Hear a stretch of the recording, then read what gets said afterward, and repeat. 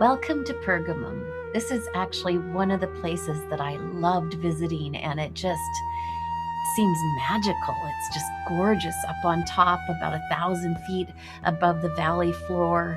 There was an upper and a lower Pergamum. And in this place, emperor worship was first brought here before any of the other places. It was a capital city during that time. And also, it was really hard to be a Christian here because there was compromise, there was slander, there were things that made you go, oh, this isn't so bad. Why not do it? So the Christians had a hard time staying true to what they knew was right to do. So as you look at this place, you'll see it had a wealth of a massive library that was phenomenal in that day and age. Actually, it rivaled Alexandria's library that was actually in Alexandria in Egypt. It also had massive entertainment, and you can see that very steep, actually. I'm trying to go down those stones, and I keep thinking, man, it's amazing that somebody didn't get hurt back in that day, but they must have known how to do it. It was a beautiful place, but it had things, undercurrents, that made the lives of people who wanted to follow Jesus really difficult. So let's listen to the letter for the church in Pergamum. And as you hear it, see if there's something that maybe Jesus is saying to you and I too. Because these are not just for them, they are for us. And they come from the heart of Jesus directly to all of us.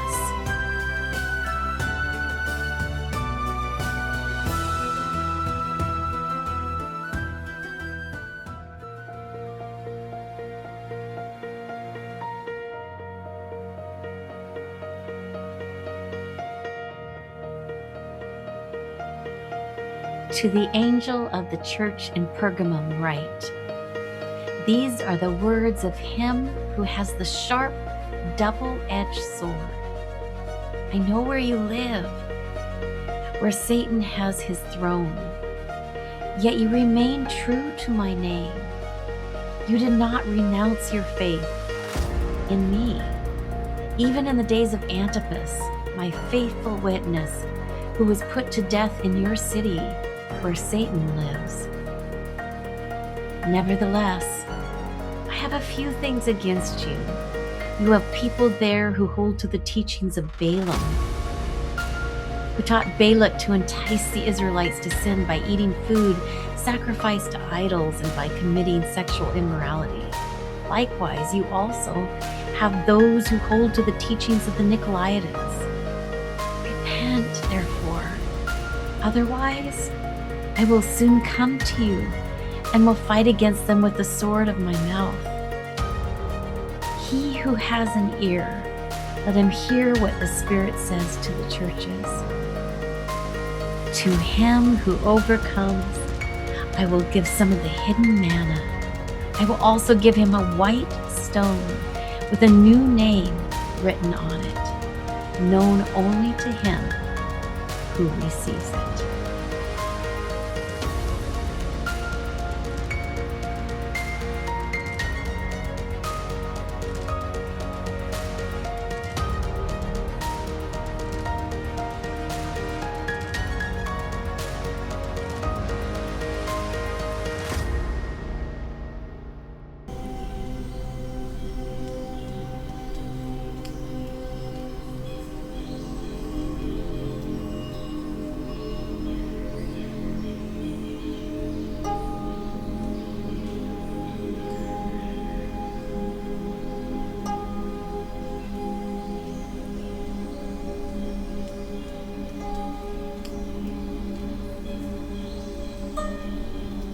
What might the message to Pergamum mean for us today? We may not be asked to burn incense before Caesar or attend feasts in pagan temples, but Jesus knows the world in which we live. Sexual promiscuity may no longer be centered in a temple, but it enters homes, screens, relationships, and the private thoughts of the heart. Political movements and earthly power can become a kind of religion, promising salvation while causing us to forget that every empire is temporary and none can heal the deepest rift in our world. Jesus still says, I know where you live. He knows the pressures surrounding us, the compromises that appear small, and the names we have carried: broken, fake, hypocrite, unfaithful, rejected, not enough, ashamed, unloved. But he offers a white stone with a new name, an identity not defined by our failures or by the voices of the world. Would you and I receive that new name? Would we allow Jesus, the true bread of life, to fill us daily so that we are not drawn toward counterfeit sources of comfort, identity, or security? After all, that's the manna he offers us. And would we trust him enough to remain faithful no matter what rises or falls on this earth? Pergamum was an amazing place to visit. It's still one of my favorite because the views are stunning. And I felt like I time traveled there because I've been there now twice.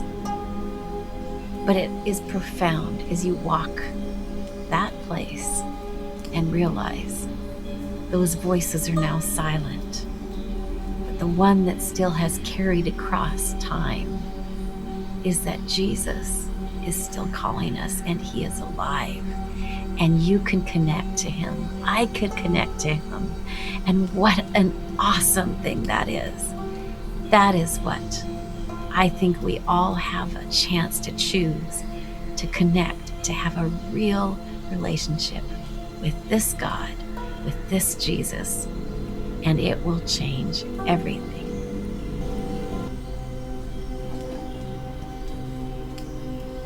I can honestly say that the person I was 2 years ago walking in this place was a confused person, somebody who wasn't sure what was going on in her own life. And this time around, I had a confidence and a trust that it's not about a bunch of checklists of what I have to do to earn salvation. It's all about connecting with this God who is the source of healing. And with the 7 churches, it seems like he's just saying, yeah, here's some great things you're doing, but here's some things that could actually prevent you from connecting. And I want you to know that. So as I sat here, I looked, I pondered, I walked off by myself and talked to God. And this was a very meaningful spot. And I hope as we study today that we dig deep, we understand more fully, and not just be head knowledge, but truly connect to the one who makes all the difference in the world.